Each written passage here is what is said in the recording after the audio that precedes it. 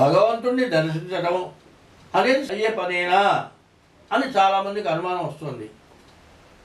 భగవంతుణ్ణి దర్శించడానికి బాగా మంచి అవకాశం ఉంది. భగవంతుణ్ణి దర్శించడానికి కొన్ని లక్షణాలు ప్రధానంగా కావాలి. ఏమిటంటే బ్రహ్మ ముహూర్తం, రాత్రి సూర్యుడు అస్తమించిందలగాయతూ సూర్యోదయం లోపల ఎన్ని గంటలు ఉంటుందో ఆ టైమును 3 భాగాలు చేస్తే రాత్రి 2:30 దాటిన తర్వాత బ్రహ్మ ముహూర్తం అంటారు. 2:30 దాటిందలగాయతూ స్నానం చేసి దేవుణ్ణి పూజించడానికి ప్రయత్నం చేయాలి. అప్పుడు మనస్సు ప్రశాంతంగా ఉంటుంది, దేవుడి యందు మనస్సు లగ్నం అవుతుంది. అది ముందు సాధన. ఫస్ట్ సాధన గుళ్ళోకి వెళ్ళటం కాదు, ముందు తెల్లవారుజామున లేచి తను స్నానం చేసి కనీసం దేవుడి దగ్గర దీపారాధన చేసి 2 పూలు పెట్టి ఓం అనే ఒక మంత్రం చాలు. అనేక మంత్రాలు కాదు, నీ చేతైన మంత్రం ఓం, లేకపోతే నీ ఇష్ట దైవాన్ని నమశివాయ, శ్రీరామరామ, ఇట్లా ఏదో హనుమాన్, ఇట్లా ఏదైనా నీ ఇష్టం వచ్చిన దేవుడు తలుచుకుంటూ ముందు దేవుడి దగ్గర దీపారాధన చేయటం. సూర్యుడు ఉదయించగానే సూర్యుడు చూసి నమస్కారం చేయటం. కనబడే భగవంతుడు ఎవరయ్యా అంటే ఏ మతానికైనా కనబడేటువంటి భగవంతుడు సూర్య భగవానుడు. సూర్యుడిని మించినటువంటి దైవం వేరే లేరు. అయితే ఇక దేవతలు లేరా అంటే ఉన్నారు, కానీ మన కోసం ప్రత్యక్షమవుతున్నటువంటి దేవుడు అంటే బద్ధకస్తుల కోసం ప్రత్యక్షమవుతున్న దేవుడు సూర్య భగవానుడు.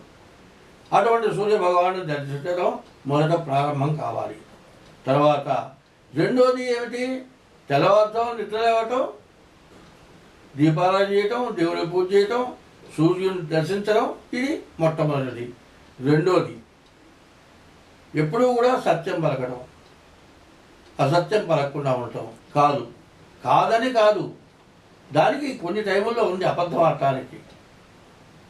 గోవుని చంపబోయేటప్పుడు అబద్ధం ఆడచ్చు, స్త్రీని వశం చేసుకొని సంభోగించడానికి ప్రయత్నం చేసేటప్పుడు అబద్ధం ఆడచ్చు, మిగతా టైంలో అబద్ధం ఆడకూడదు. అయితే కొన్ని సమయాల్లో అబద్ధం ఆడాల్సి వస్తుంది తప్పనిసరిగా. ఎందుకంటే దుర్మార్గుడిగా అబద్ధం ఆడితేనే మనం తట్టుకుంటాం.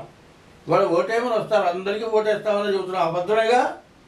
ఎవరికి ఇస్తున్నామో మనకు తెలియదు, అసలు ఎవరికి ఇస్తామో తెలియదు. అనవసరమైన ప్రతిదానికి అబద్ధం ఆడుతున్నారు. అటువంటి అబద్ధం రాకూడదు. అందులో భార్యాభర్తల్లో అబద్ధం రాకూడదు. భార్యాభర్తల్లో అబద్ధం వస్తే పిల్లలు అబద్ధాలు ఎక్కువ ఆడతారు. దేవుని దర్శించడమే కాదు, మీకు కావాల్సిన కోరికతో ఒక 40 రోజులు భగవంతుని పూజిస్తే మీ పని ఖచ్చితంగా అవుతుంది. అది అయినప్పుడు దేవుడు ఉన్నట్టు మీకు గుర్తించగలుగుతారు. ఏమిటి మళ్ళీ చెబుతున్నాను, మీరు ఏదైనా ఒక దేవుణ్ణి, మీకు నమ్మకం ఉన్న దేవుణ్ణి ఒక 40 రోజులు ఒకరోజు కూడా డిస్కంటిన్యూ కాకుండా పూజించినట్లయితే మీకు ఏదైనా కోరిక పెట్టుకొని చేస్తే ఆ పని మీకు అవుతుంది. శారీరకంగా కళ్ళతో చూడటం కాదు. ఎట్లా? మీరు 40 రోజులు ఒక దేవుడి గురించి ఒక పూజ దీక్షగా చేశారనుకోండి, నాకు ఈ పని కావాలి, లేకపోతే నాకు సంతానం కావాలి, లేకపోతే నాకు ఈ ఉద్యోగం కావాలి, నాకు రావాల్సిన డబ్బు రావాలి, ఇట్లాంటి ఏవో కోరికలు ఉంటాయి.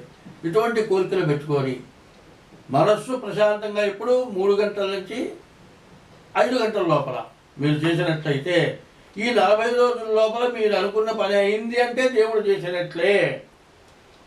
అప్పుడు దేవుడు ఉన్నట్లే. మీరు దేవుణ్ణి నమ్మాలి, దేవుడు ఉన్నాడని ఒప్పుకోవాలి. అది దేవుణ్ణి దర్శించే లక్షణం. ఇది కోరికతో చేసే దేవుణ్ణి. ఇంకోటి ఏం చెప్పాడు? ఓ తోడు చెప్పాడు, ఆర్తా విషణ్ణా శిథిలాశ్చ భీతా ఘోరేషు వ్యాధిషు. అనేక రకాల వ్యాధుల వల్ల దిక్కులేని వాడుగా ఉండి ఎప్పుడు దేవుడు అయితే ప్రార్థిస్తారో అటువంటి వాడిని దేవుడు ఎప్పుడు రక్షిస్తాడు. నిత్యం దేవుడిని పూజించాలి, ఏదో రూపంలో. నీకు గుళ్ళోకే పోవక్కర్లా, స్నానం చేయక్కర్లా. స్నానం చేయడానికి వీలుంటే స్నానం చేయొద్దంటల్లా, స్నానం చేయాలి. స్నానం చేయలేదు కదా దేవుని ప్రార్థించడం మర్చిపోవద్దు. ఎప్పుడూ కూడా ఓం నమ శివాయ అనేది పంచాక్షరి, పంచభూతాలతో కూడుకుంది.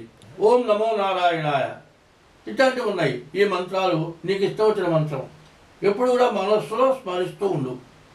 ఏదైనా మధ్యలో పని వచ్చింది ఆ పని చేసుకో. ఆ పని చేసుకుంటూ కూడా ఆ పని అయిపోయిన తర్వాత ఎవరితోనో మాట్లాడుతున్నావు అప్పుడు ఆపేసి తర్వాత చేసుకో. మా అబ్బటి వాళ్ళ దగ్గర రావాల్సిన లేదు. మీరు ఒక్క మంత్రాన్ని ఓం నమో నారాయణాయ అనే మంత్రాన్ని ఎప్పుడూ స్మరిస్తూ కనుక ఉండేటట్లయితే జ్యోతిష్యంతో పని లేదు, మా దగ్గర రావాల్సిన అవసరం లేదు. ఎప్పుడూ ఒక సెకండ్ కూడా మానకూడదు, మెలుగుతో ఉన్నంతసేపు మానకూడదు. తర్వాత ఏంటి, ఎవరితోన్నా పని ఉండి మాట్లాడుతూ మధ్యలో ఆపామనుకోండి వెంటనే చేయాలి. అదే లలితా సహస్రం పారాయణ చేస్తున్నావు, మరి ఆ శ్లోకాలు పారాయణ చేసేటప్పుడు మధ్యలో ఆగింది, ఆపి మనిషితో మాట్లాడి వెంటనే మళ్ళీ లైన్లోకి వెళ్ళిపోవాలి. అట్లా ఎవరైతే చేస్తారో దేవుడు సాక్షాత్కారం అక్కర్లే, నువ్వే దేవుడు అవుతావు, నువ్వు చెప్పేది ఖచ్చితంగా జరుగుతుంది.